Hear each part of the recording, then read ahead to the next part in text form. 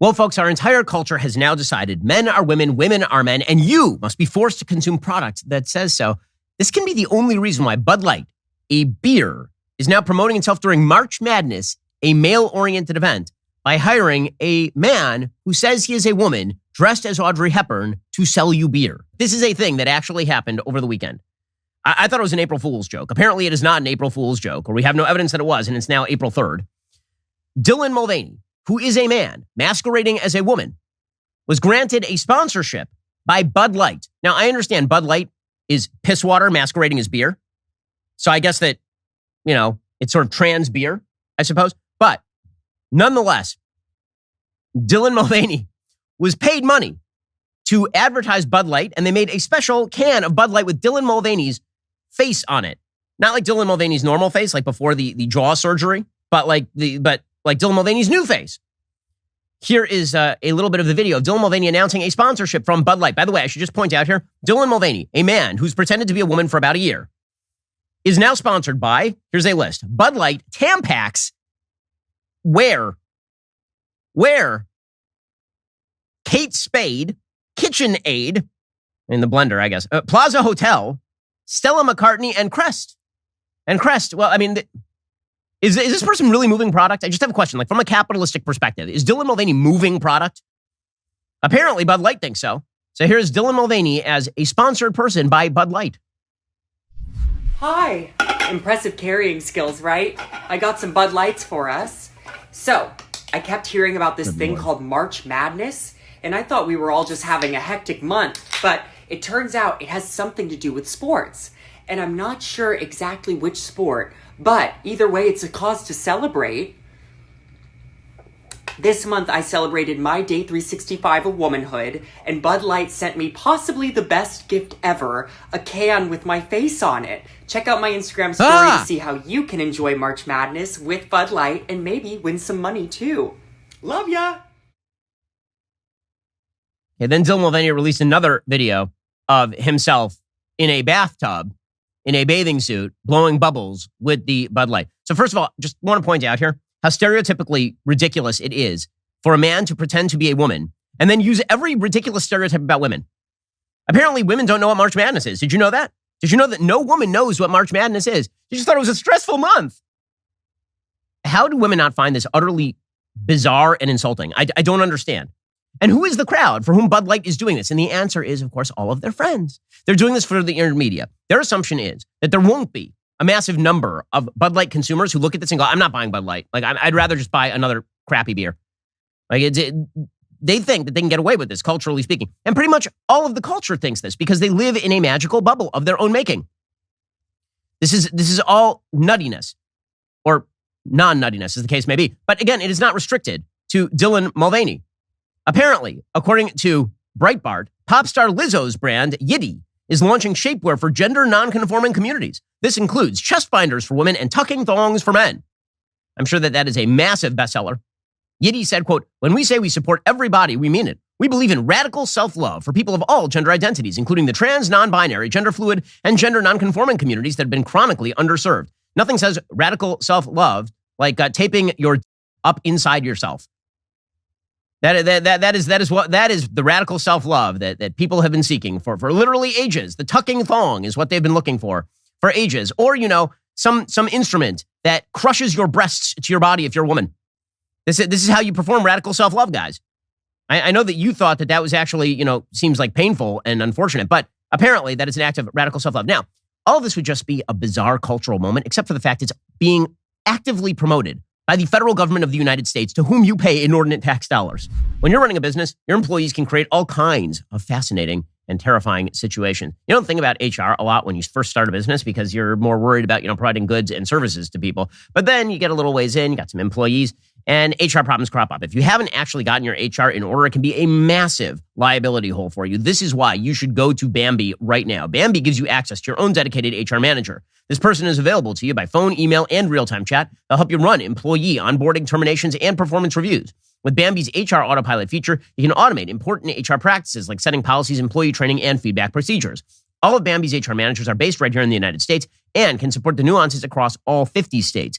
HR managers, they can easily cost 80 grand a year. Bambee starts at 99 bucks a month. So you're saving a lot of money and you're covering yourself against the possibility of serious liability if you don't do it. Schedule your free conversation today. See how much Bambee can take off your plate. Go to Bambee.com right now. Type Ben Shapiro under podcast when you sign up. Spell BAMBEE.com. That's Bambee.com. Type in Ben Shapiro right now under podcast when you sign up. Really important thing you can do for yourself, for your family, this coming year.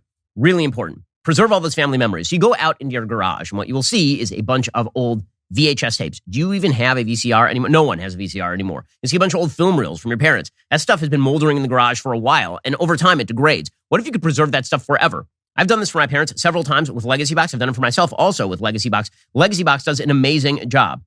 Your family's special moments, if they were captured on analog media, like those film reels or the tapes, those are in danger. You can't just keep them indefinitely in an attic or a basement and expect them to survive the test of time. Instead, head on over to Legacy Box. It's a simple, safe way to digitize your treasured videotapes, film reels, and photos. Everything is professionally digitized right here in the United States. Just send in your old media. Their team will send back everything digitized so you can share it on social media for your family and friends. Over 1 million people have trusted Legacy Box to preserve their memories. So should you. Legacy Box right now is offering my listeners an incredible $9 tape offer. That's over 60% off. Visit legacybox.com/Shapiro. Shop $9 tapes and film transfers. A limited quantity available. They are selling fast. Legacybox.com/Shapiro. There's never been a better time to convert your entire collection.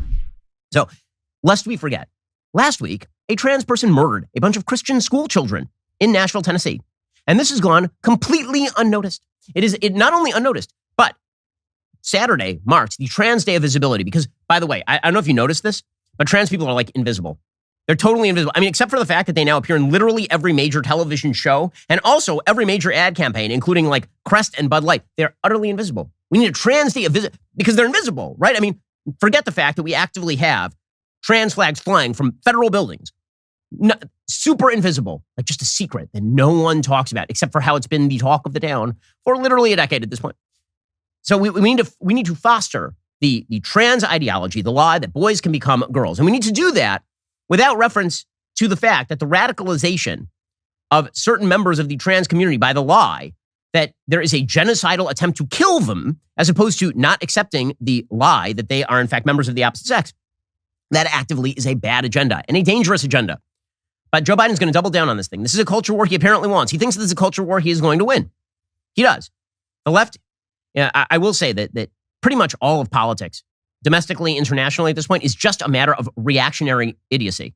It's like the left has decided that because they don't like Donald Trump, now boys are girls. And they're going to push that in the aftermath of a girl who said that she was a boy murdering a bunch of Christian school kids. So Joe Biden, who has spent pretty much no time talking about the victims in Nashville, but has spent an awful lot of time over the course of last week talking about the victimization of trans people. He put out a tweet saying, quote, "On Transgender Day of Visibility, we want you to know that we see you just as you are. Made in the image of God and deserving of dignity, respect, and support. We'll never stop working to create a world where you won't have to be brave just to be yourself." The number of absurd, bizarre twistings and lies in just this one 3-sentence statement is amazing. Amazing. Let's just start right from the beginning there. On Transgender Day of Visibility, we want you to know that we see you just as you are. You actively do not. You actively do not. Okay, you say that you see people as they are. No, you see them as they insist that you see them. That is not as they are. As they are implies an objective reality that you can identify and notice. Okay, well, that's the opposite of what you're doing. Made in the image of God and deserving of dignity, respect, and support. Every human being is made in the image of God. Not every human choice is a godly choice. Made in the image of God. You know, if you're going to cite the verse, at least cite the entire verse. Okay, like this drives me absolutely up a wall. As somebody who actually believes in the Bible and somebody who actually knows the Bible and reads it in the original Hebrew, let me just point out to you at this point that the verse he is citing explicitly rejects what he is saying right now about the idea that men can be women and women can be men. Okay, the actual verse, just to read it in Hebrew to you, is Vayivra Elokim et Adam b'tzalmo b'tzelem Elokim bara oto zachar u'nekeva bara otam. Zachar u'nekeva. Okay, so for those who don't speak Hebrew, the literal verse is, so God created man in his own image. In the image of God, he created him. Male and female, he created them. He cites the beginning of the verse, but he can't even get to the end of the verse without debunking himself. It's unbelievable. And then, of course, you know, we have to create a world where you won't have to be brave just to be yourself. What do you mean brave to be yourself? Being yourself is like the least brave thing. In fact, it's almost unavoidable. It's very hard not to be yourself. It's actually quite easy to be yourself. The question is whether you are making good or bad life decisions and whether we are incentivizing people to do damaging things to themselves and their own bodies. But this is the agenda that is now being pushed and fostered by the radical left. Karine Jean-Pierre makes this even clearer.